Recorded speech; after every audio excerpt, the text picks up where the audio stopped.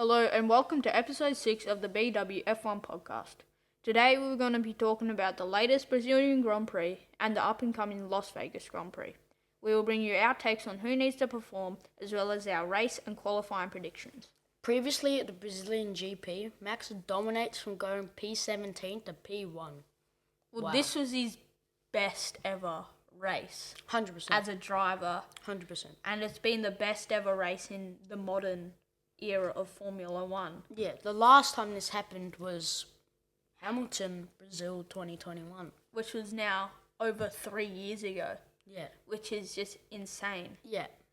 And to do it in the wet, yeah, it's just that's something else. Normally in dry conditions, it's still impressive. Still one of the great races. Wet at Brazil is something else. Yeah, definitely. And now that wasn't even the biggest talking point because Alpine's double podium was. Yeah. It's just they've scored 15 or so points all year, and then they go out and score 33. Yeah, which makes them go from 9th to 6th. Which is insane. Constructors. 3 positions in one race. Yeah. When you're 20 plus points behind 2 of the teams. Yeah.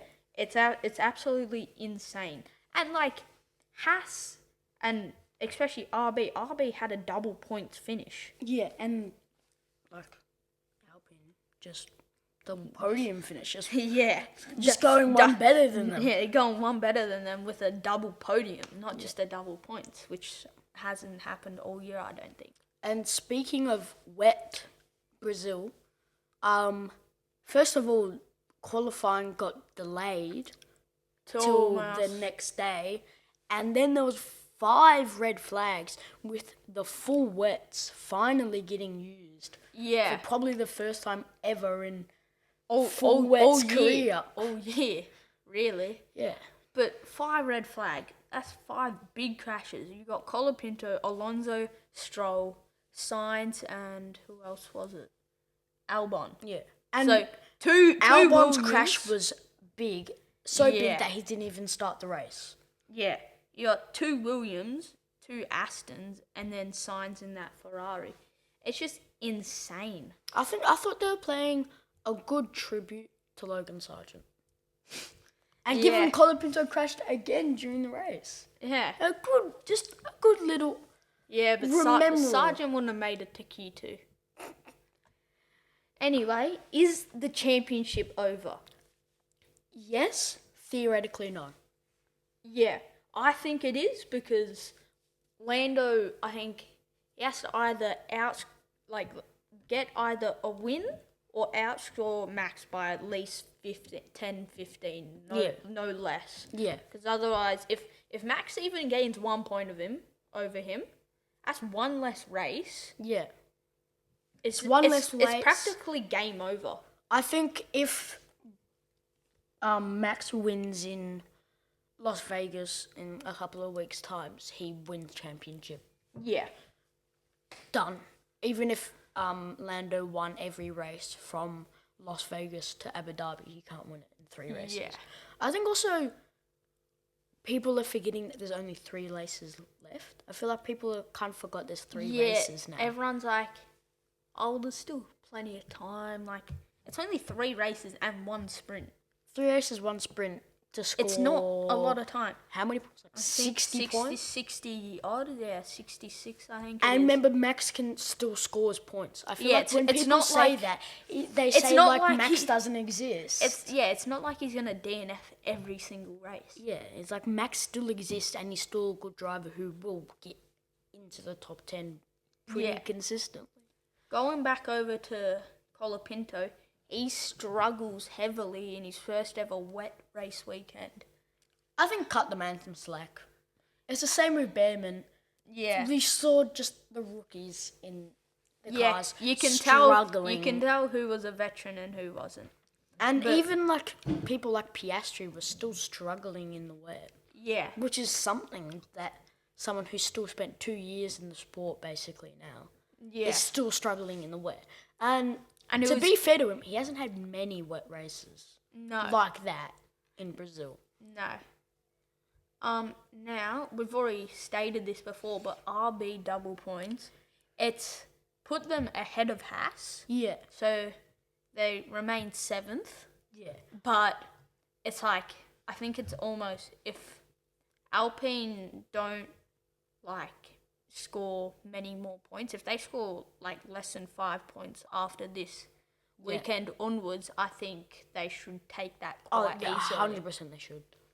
But also, I think it's also making RB think they've made the right decision with Lawson and Ricardo. Yeah. Which, to be fair for them now, It definitely looking at has. it has. But there's still 3 races which Lawson can just bin it into the wall every single time. Especially Lawson, he drive magnificently. Yeah. In a wet Brazil, he's only had one race weekend that was wet before that, and that was his first ever race weekend, 2023 Dutch GP. Yeah. And he did amazing in that. Yeah. I think it was P13 or 11. So Stroll's crash on formation lap. Let's just... It's a Stroll. There's nothing to talk about there. It's so embarrassing because, there's all the people that want to back Stroll and say, oh, it's not just his dad. He's a semi-decent driver. And, they point to his pole in 2020 Turkey and, all of it, and his couple podiums. But, this just really cuts the mustard of how the year's been for him. And I think Aston Martin are slowly, even though the amount of money his dad is bringing into Aston Martin will be looking to, probably with Adrian Newey now, especially with a decent budget, I would imagine, they will want someone, not just Alonso, who's doing good, but to be fair, he's getting old now. There will be a point where he has to retire, or no one really wants him. And especially since there's more and more new owners coming into the Aston Martin team. Yeah. They will be now asking to get rid of him. Yeah, now it's not majority Lawrence Stroll. It's now and also a bit Lawrence more evened gives out. a lot of money, and that's the only reason Stroll is still in the sport. But, yeah. McLaren get rid of Ferrari's pressure in the World Constructors title. It's good for them. They needed that. They needed a weekend like that. Even they didn't even have a great weekend. Norris struggled. Yeah. They did have the 1-2 in the sprint, but no one really cares about the sprint. The sprint's only 15 points, and Ferrari didn't do that bad in that. Yeah. But I think Sainz's crash in qualifying set the tone for Ferrari's weekend. And to be fair, cut them some slack. They've gone back-to-back wins. Yeah. Within a week with 2 different drivers. I think they've done pretty well. Yeah. And they can still win it. McLaren are going to probably do what McLaren do best and bin it into the wall every single race from now. And Ferrari don't even need to do anything. They can just drive like they drive, and they'll probably still win the Constructors. And I think also talking about Constructors, Red Bull are out of it at this point. Oh, yeah. Perez is just nowhere to be seen constantly. Max is doing all he can, but he can only do so much. Yeah, he can only do so much. We saw it last year. He was so dominant that they did win. Yeah. It wasn't off Perez. It was off him. Yeah. Now on to the Las Vegas Grand Prix. Lando's final chance at the World Drivers' Championship. Yeah.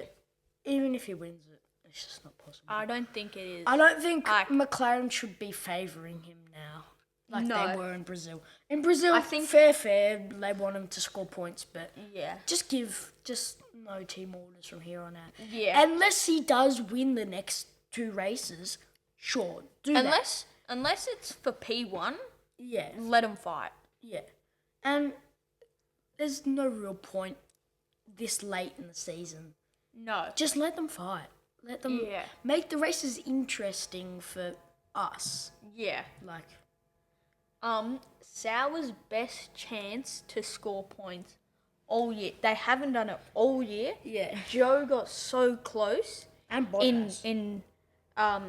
in Bahrain. It was first race of the season, P11. That's got a sting, especially looking back at it now. They've been the worst team all year, like quite clearly. But it does look like Bottas has been putting. He's gotten into Q2 3 times out of the last 3 chances he's got, if you include the sprint, which is really impressive, honestly. Big race for Haas and RB as they try to take back 6th place from Alpine in the constructors. Yeah.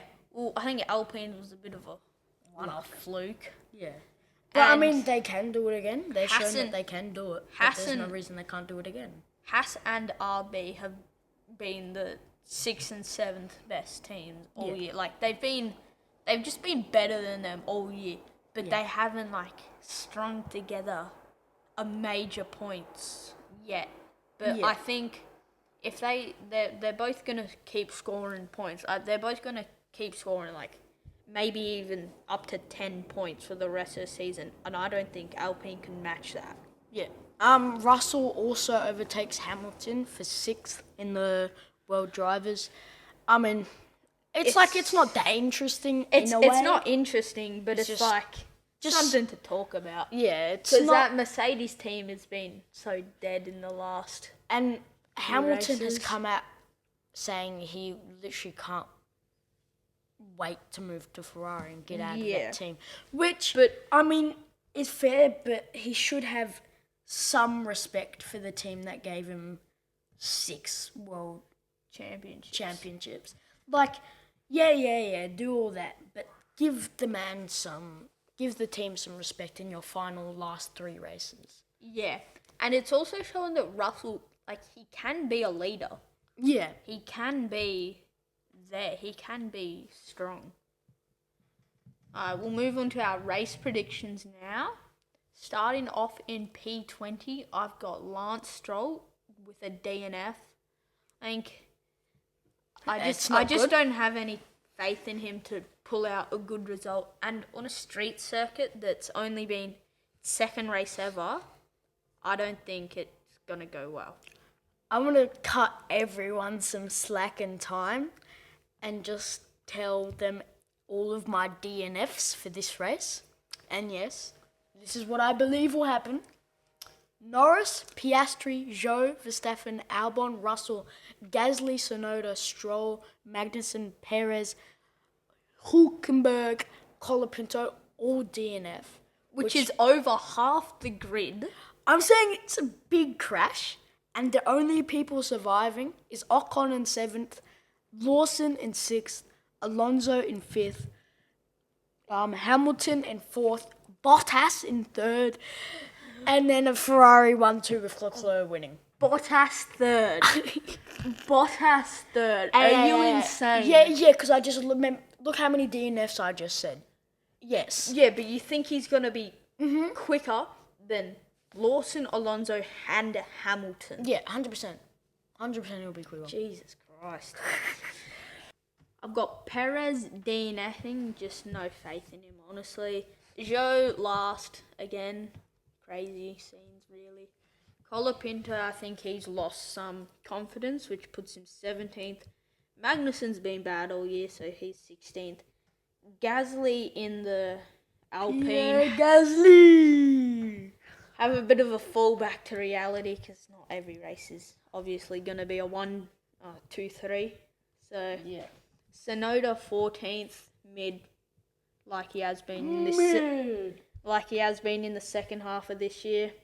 Alonso, just not a good car, honestly. He's just hanging around. Albon 12th. He's hanging around as well. Ocon just out the point, which means I've got Valtteri Bottas in P10 scoring Sauber's first point all year. Give him a clap. 9th, I've got Lawson, the other RB. He's been performing really well, and I don't see that stopping. 8th is Hülkenberg in that Haas, followed by Hamilton and Sainz, who take 7th and 6th respectively. Norris and Piastri take 5th and 4th, with Piastri the lead McLaren. Yeah. Verstappen rounds out the podium, and I've got Russell P2, which you know what that means. Leclerc P1! Let's go, baby! And we both have Leclerc winning. That's something we can both agree on. Yeah. Aside from the 20 DNFs. Um, Qualifying, we'll do this quick fire like last time. Exiting Q1, we got Joe, Perez, Stroll, Colapinto, and Alonso. Into Q2 now, but not enough to make it into Q3. Albon, Bottas, Magnussen, Hulkenberg, and Tsunoda. In the final shootout, we've got Ocon and Gasly taking the last 2 spots on the row. Lawson 8th, Hamilton 7th, Piastri 6th, Verstappen, followed by Norris. Sainz, Russell takes a second spot on the front row, and Leclerc pole position. Give him a clap. One thing which I will say before we round off is you're probably wondering why we haven't talked about Sauber. Is that because we are making a different video, which will be coming out later this week. Thank you for watching episode 6 of the BWF1 podcast. In another 2 weeks, we'll be talking to you about the penultimate race of the season at Qatar. Don't forget to like and subscribe, and goodbye.